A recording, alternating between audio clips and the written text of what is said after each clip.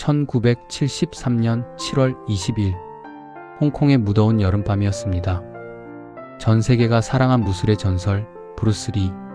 그는 이날 밤 갑자기 세상을 떠났습니다. 향년 32세.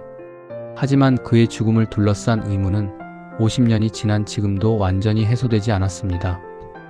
그는 단순한 배우가 아니었습니다. 쿵우를 세계에 알린 선구자였고 할리우드의 벽을 넘은 최초의 아시아인이었습니다. 용쟁오투, 맹룡과강, 정무문. 그의 영화 하나하나는 시대를 뒤흔들었습니다. 그런 그가 마지막 걸작 사막유의의 완성을 불과 몇 주 앞두고 갑작스럽게 쓰러졌습니다. 공식 사인은 뇌부종으로 인한 돌연사. 하지만 32세 청년의 갑작스러운 죽음을 설명하기엔 너무나 많은 의문점이 남아 있었습니다. 타살인가, 사고인가, 아니면 저주인가? 오늘 우리는 브루스 리 사망의 미스테리 속으로 들어갑니다. 1973년 7월 20일 오후 브루스 리는 홍콩 여배우 베티 팅 페이의 아파트에 있었습니다. 두 사람은 이 영화 사막유의의 대본을 함께 검토하고 있었습니다. 저녁 무렵 브루스 리는 두통을 호소했습니다. 베티는 자신이 복용하던 두통약 에쿠아게식을 건네주었습니다. 처방전 없이 살 수 있는 흔한 진통제였습니다. 적어도 겉으로는 그랬습니다. 브루스 리는 잠시 눕겠다며 침실로 들어갔습니다. 그러나 그는 다시 일어나지 않았습니다. 몇 시간 후 베티는 그가 전혀 반응이 없음을 발견하고 급히 앰뷸런스를 불렀습니다. 병원에 도착했을 때 브루스 리는 이미 심장이 멈춰 있었습니다. 의사들은 1시간 넘게 심폐소생술을 시도했습니다. 하지만 오후 11시 30분 그의 사망이 공식 선고되었습니다. 부검 결과 사인은 뇌부종이었습니다. 그런데 의사들은 즉시 의문을 품었습니다. 왜 이렇게 건강한 32세 청년에게 갑자기 뇌부종이 생겼는가? 그의 뇌는 정상보다 약 13%나 더 부풀어 있었습니다.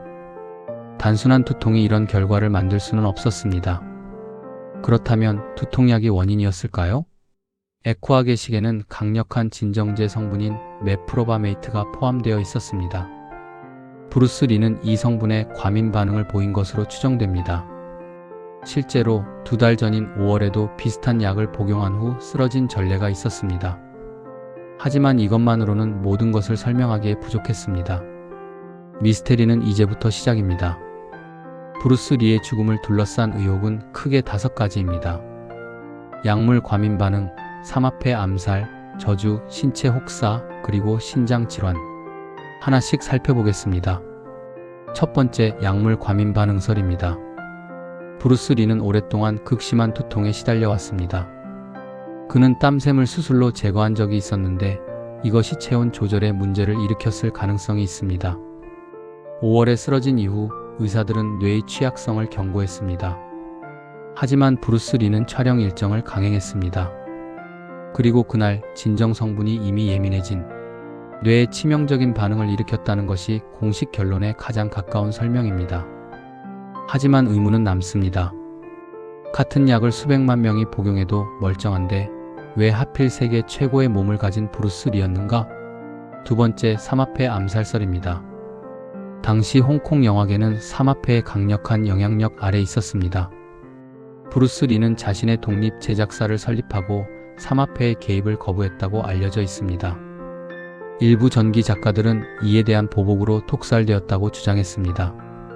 그러나 부검에서 독살의 흔적은 전혀 발견되지 않았습니다. 그럼에도 이 설이 사라지지 않는 이유는 하나입니다. 당시 홍콩 사회의 불투명성과 주변 인물들의 석연치 않은 증언들 때문입니다. 세 번째, 저주설입니다. 브루스 리의 본명은 이소룡, 작은 용이라는 뜻입니다. 용은 신성한 동시에 위험한 존재. 그가 너무 큰 힘을 가졌기에 하늘이 거두어갔다는 이야기가 퍼졌습니다.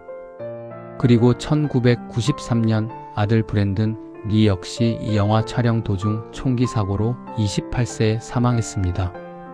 부자가 모두 30대를 넘기지 못했습니다. 모두 영화와 관련된 비극적인 죽음이었습니다. 이 우연의 일치는 많은 사람들에게 저주에 대한 믿음을 심어주었습니다. 네 번째, 신체 혹사와 과훈련설입니다. 브루스 리는 자신의 몸을 극한까지 몰아붙이는 것으로 유명했습니다.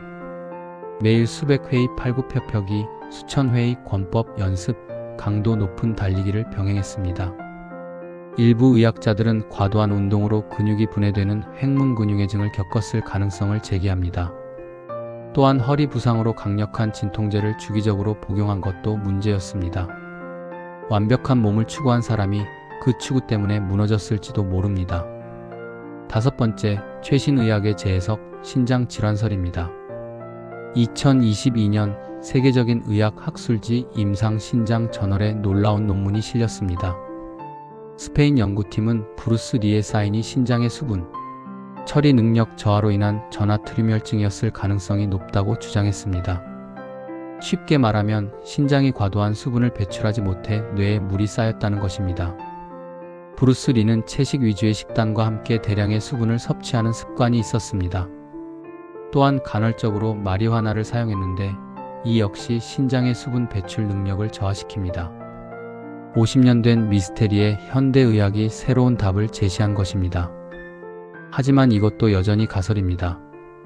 당시 부검 데이터가 불완전하게 보존되어 결정적인 증명은 불가능합니다.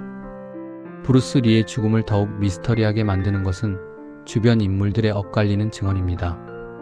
베티 팅 페이의 진술은 세월이 지나면서 여러 차례 바뀌었습니다.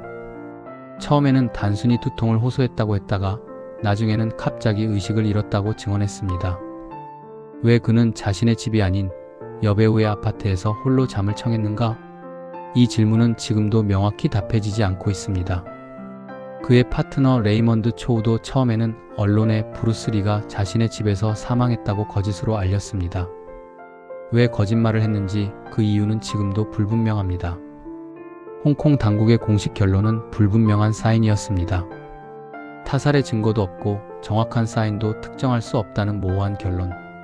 이것이 오히려 음모론의 불씨를 더욱 키웠습니다. 브루스 리의 죽음을 이야기할 때 우리는 그가 살았다는 사실도 기억해야 합니다. 그는 단 5편의 홍콩 영화를 남겼습니다. 하지만 그 영향력은 반세기가 지난 지금도 전 세계에 새겨져 있습니다. 무하마드 알리는 그를 역사상 가장 위대한 무술가라 불렀습니다. 그는 워싱턴 대학교에서 철학을 전공했고 절권도라는 독창적인 무술 철학을 창시했습니다. 형식 없는 형식, 한계 없는 한계. 그의 철학은 무술을 넘어 삶의 방식으로 받아들여졌습니다. 물처럼 되어라, 친구여. 물처럼. 그의 죽음을 둘러싼 의혹은 5가지였습니다. 2022년 연구는 신장질환과 전하트륨혈증을 가장 유력한 원인으로 지목했습니다. 하지만 완전한 진실은 아직 밝혀지지 않았습니다. 어쩌면 브루스 리의 죽음은 영원히 미스테리로 남을지도 모릅니다. 그러나 한 가지는 분명합니다. 그가 세상에 남긴 불꽃은 어떤 미스테리도 지울 수 없다는 것입니다. 그는 32년의 짧은 생애 동안 세상을 바꿨습니다. 그것으로 충분합니다.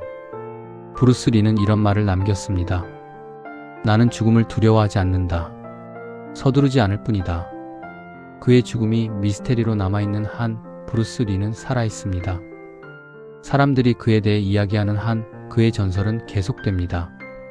오늘 영상이 흥미로우셨다면 구독과 좋아요 부탁드립니다.